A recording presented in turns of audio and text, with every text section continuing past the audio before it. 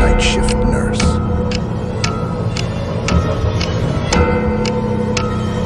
It was a chilly October evening when I clocked in for my night shift at St. Margaret's Hospital.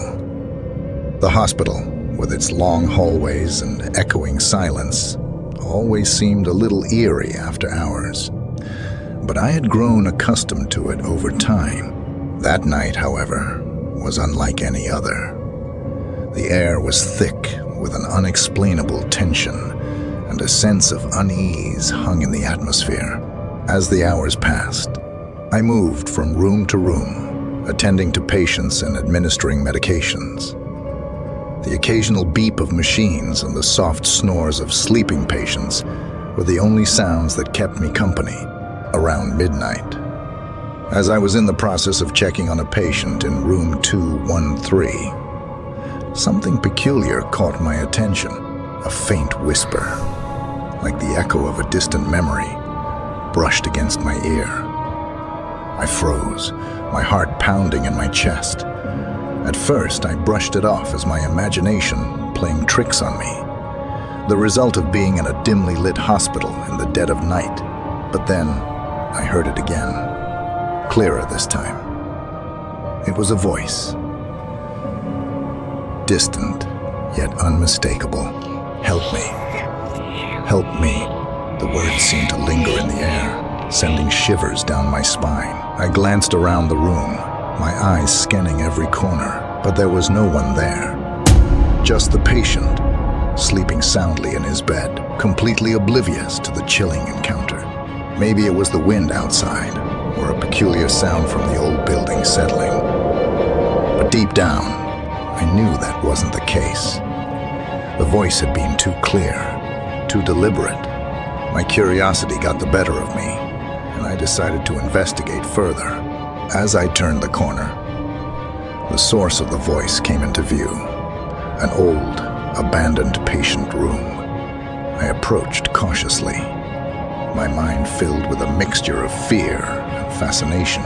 Peering through the crack in the door, I saw her, a young woman in a hospital gown, her back turned to me, facing the window. I stepped closer, my instincts battling with the inexplicable dread that gripped me. And then, as if sensing my presence, she slowly turned her head, revealing hollow eyes that seemed to pierce through my soul. My breath caught in my throat as her lips parted. And once again, that haunting whisper escaped her lips. "Help me." I couldn't move. It was as if an invisible force had rooted me to the spot. The room grew colder, and the air seemed to thicken with a sense of sorrow and despair. And then, with a sudden gust of wind, the figure dissipated into thin air, leaving me alone in the empty room. I stumbled backward, my heart racing, and rushed back into the hallway.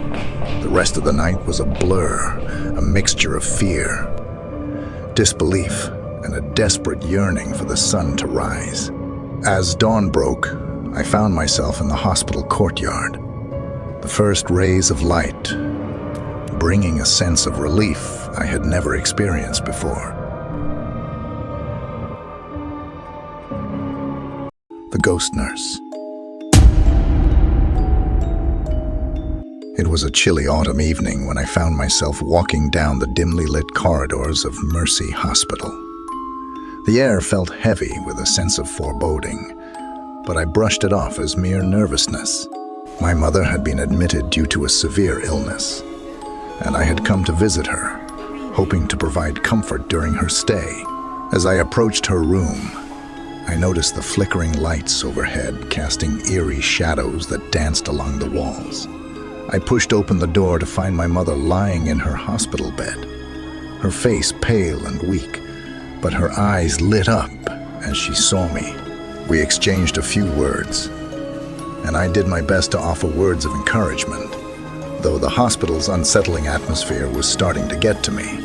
After a while, my mother's eyelids grew heavy, and she drifted off to sleep. I decided to take a walk and wandered down the hallway, my footsteps echoing against the cold floor. I eventually came across a restroom.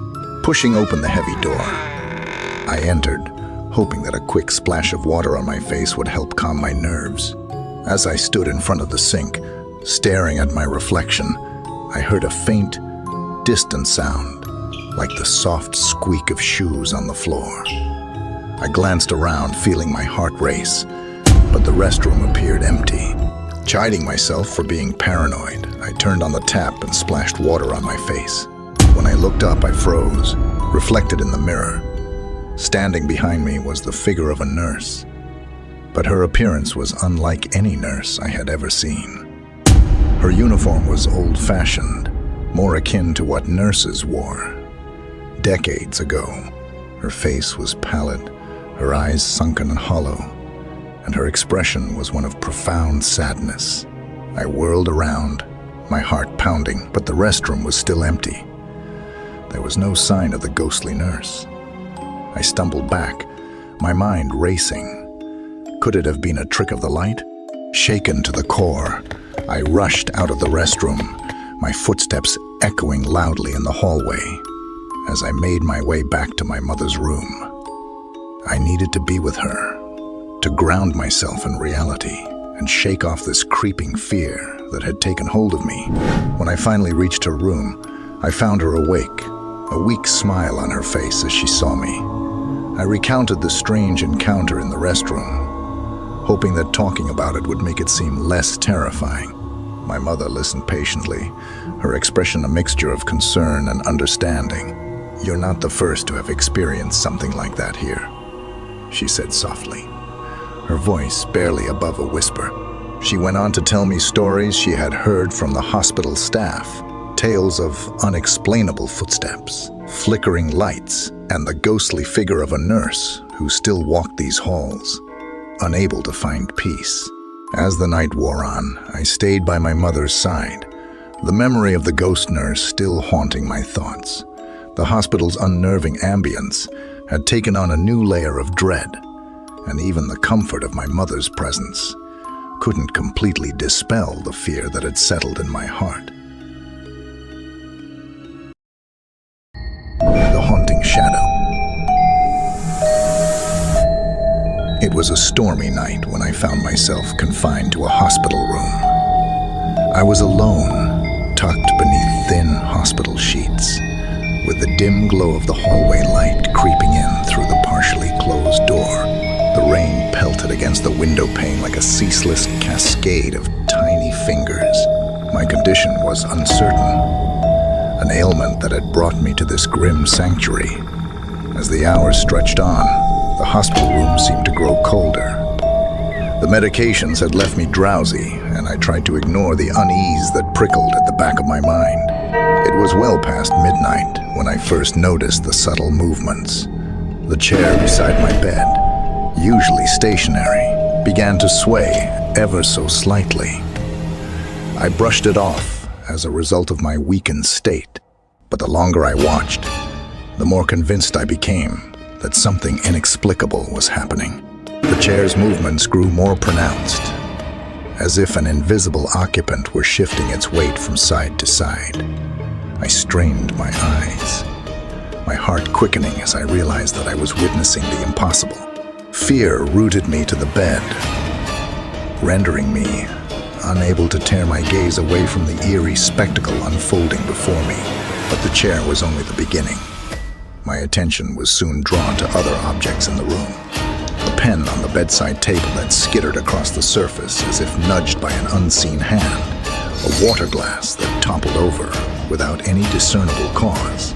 Panic gripped me, and I fumbled for the call button, desperate for the comfort of a nurse's presence. As I waited, my eyes remained fixed on the shadowy corners of the room. It was there, amidst the faint glow of the nightlight, that I saw it. A silhouette darker than the surrounding darkness. A shape that seemed to shift and writhe like smoke in the still air. My breath caught in my throat, and I was paralyzed by terror. The seconds stretched into eternity as I watched the shadow move, its form undulating and stretching, as if it had a life of its own. It loomed, an inscrutable presence that seemed to feed off the fear that emanated from the very core of my being. Every fiber of my being screamed at me to look away, to close my eyes, and pretend that none of this was real. Finally, the nurse arrived, her brisk footsteps and reassuring voice shattering the trance that had ensnared me. She swept a concerned gaze around the room, her presence pushing back the encroaching darkness. But as she entered, the chair stilled. The objects ceased their dance, and the shadow melted away into the corners. In the following days, my health improved.